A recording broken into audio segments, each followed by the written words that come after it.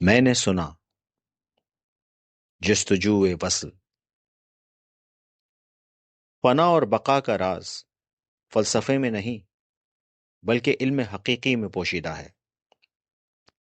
کبھی آپ نے غور کیا ہے کہ چاند دن کے وقت کیوں نظر نہیں آتا، یا تاروں بھری رات کہاں غائب ہو جاتی ہے؟ ہزاروں نوری سال کی مسافت پہ لاکھوں کلومیٹر فی سیکنڈ کی رفتار سے متحرک کائنات کا مشاہدہ وقت کی حقیقت کو بدل دیتا ہے. زمین و آسمان کے کناروں سے ابھرنے والا شعور تغیرات زمانہ کے اصل حقائق تک رسائی حاصل کر لیتا ہے. جب کوئی محب یا محبوب جان آفریں کے سپرد کر دے تو عاشق صادق اسی کھوج میں رہتا ہے کہ دل کا مکی کہاں چھپ گیا. جستجو وصل کی تڑپ ہی در محبوب تک پہنچنے کا پتہ ہے. انفرادی حیثیت میں محبت کرنے والے کم نہ ہوں گے کہ مصداق بہت سے عقیدت مند عالم رویا میں رہنما کی زیارت سے مشرف ہوتے ہیں. سوال یہ ہے کہ کیا کسی نے رہنما کی طرز فکر کے تناظر میں آپ سے ملاقات کی؟ حقیقت یہ ہے کہ یہی ملاقات رہنما کے لیے ہماری طرف سے بہترین نذرانہ ہے. اگرچہ رحمت خداوندی کا نزول ایک طے شدہ امر ہے، لیکن جب تک رہنما کی طرز فکر ہماری نگاہ نہیں بنتی، آپ کے فیضان کو جذب کرنے کی صلاحیت بیدار نہیں ہوگی. یہ بالکل اسی طرح ہے جیسے مواصلاتی لہریں ہمارے ارد گرد موجود رہتی ہیں. مخصوص عدسے سے دیکھیں تو نظر آتا ہے کہ وہ کندھوں سے بھی گزر رہی ہیں، ماتھے اور بازوؤں سے بھی. اسی طرح رہنما کی طرز فکر کا نور براہ راست عاشق کے دل کو منور کرتا ہے. ہمارے رہنما کی ذات نور محمدی صلی اللہ علیہ وسلم کی جھلک ہے.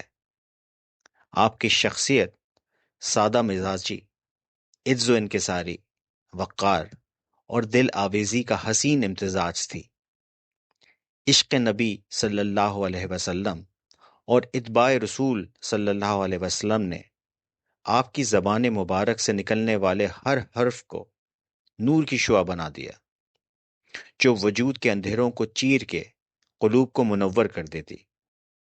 اکثر ایسا ہوتا کہ خیال کی روشنی رہنما سے چل کر حضور اکرم صلی اللہ علیہ وسلم کے مبارک وجود پر جا ٹھہرتی.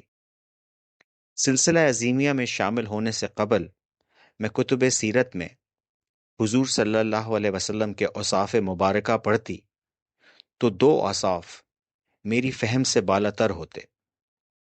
ایک یہ کہ آپ صلی اللہ علیہ وسلم کی چال ایسی تھی کہ ہموار سطح پر بھی دیکھنے والوں کو یوں محسوس ہوتا جیسے آپ ڈھلان سے اتر رہے ہوں. دوسرا یہ کہ آپ صلی اللہ علیہ وسلم کا قد اطہر میانہ تھا، مگر ہجوم میں آپ صلی اللہ علیہ وسلم سب سے نمایاں دکھائی دیتے. جب میں نے اپنے رہنما کو مجمع میں چلتے دیکھا تو ذہن کی گتھیاں سلجھ گئیں. تقریباً 2 دہائیاں قبل 17 اکتوبر کو میں کراچی کی خانقاہ میں حاضر ہوئی.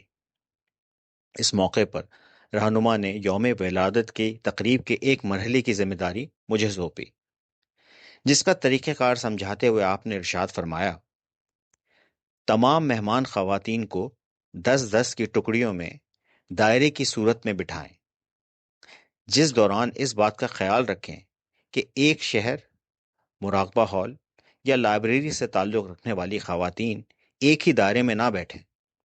ہر دائرے میں شریک خواتین اپنا تعارف پیش کریں، سلسلہ عظیمیہ میں شمولیت کا واقعہ بیان کریں اور اپنے مشاغل اور دلچسپیوں کے بارے میں بتائیں.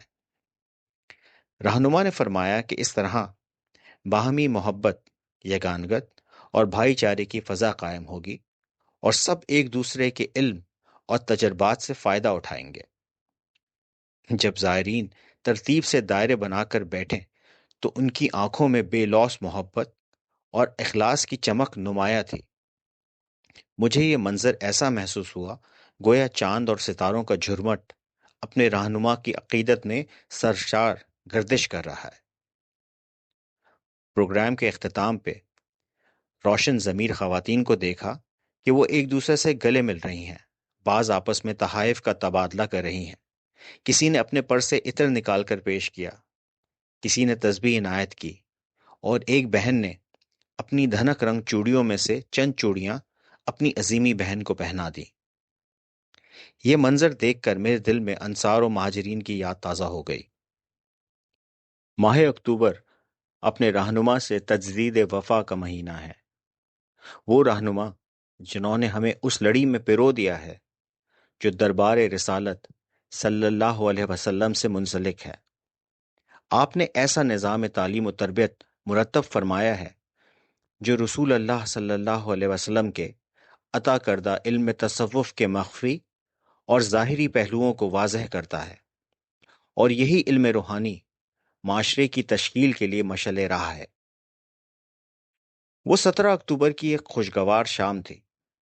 خانقاہ کے آستانے کے ایک گوشے میں ایک بہن خاموش اور اداس بیٹھی تھی۔ قریب ہی پتھروں سے جڑے پھلوں سے سجی ہوئی ٹوکری رکھی تھی۔ میں نے ٹوکری کی طرف اشارہ کرتے ہوئے پوچھا، یہ کیا ہے؟ وہ دھیرے سے بولی، رہنما کے لیے ان کے یوم ولادت کا تحفہ ہے۔ میں نے حیرت سے کہا، آپ نے یہ تحفہ کیوں منتخب کیا؟